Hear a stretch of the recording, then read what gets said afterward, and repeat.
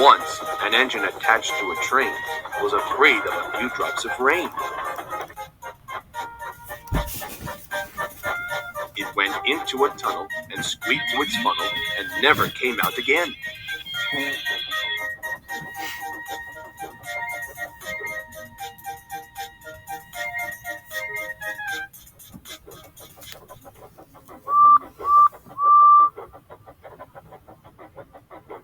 The engine's name was Henry.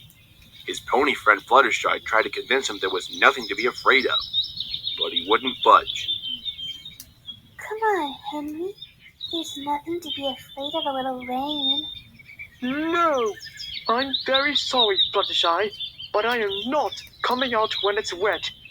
The rain will spoil my lovely green paint and red stripes. The conductor blew his whistle till he had no more breath and waved his flags till his arms ached, but Henry still stayed in the tunnel and just blew steam at him. I'm not going to spoil my lovely green paint and red stripes for you. Leave me alone. Oh, if he finds out about Henry, he won't be happy at all. Then, along came Sir Topham Hatt, the man in charge of all the engines on the Northwestern Railway here on Sodor.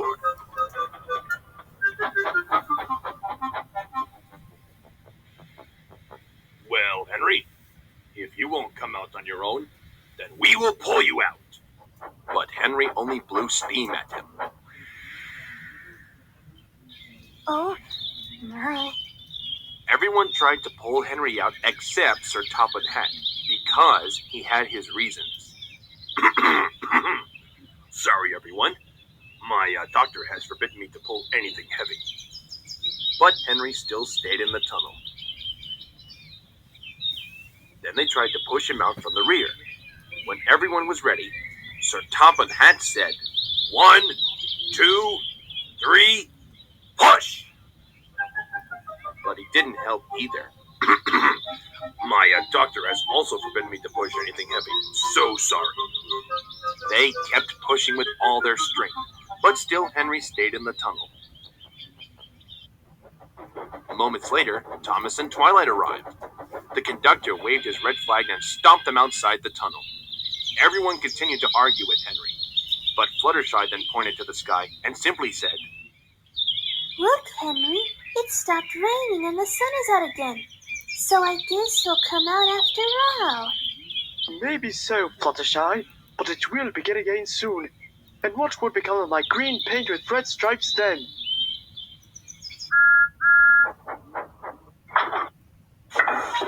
Thomas pushed and pushed as hard as ever he could.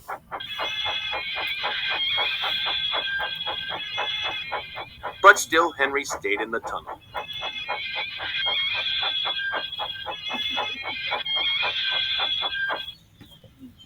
Eventually, even Fluttershy and Sir Topham Hatt gave up trying to help Henry. Okay, Henry. If that's the way of being a grumpy Gus, then stay there if you want. I'm not dealing with this anymore. She's right, Henry. I don't like engines not doing their jobs because of some silly fear they have. We shall take away your rails and leave you here until you are ready to come out of the tunnel. They took up the rails and built a brick wall in front of Henry so that other trains wouldn't bump into him.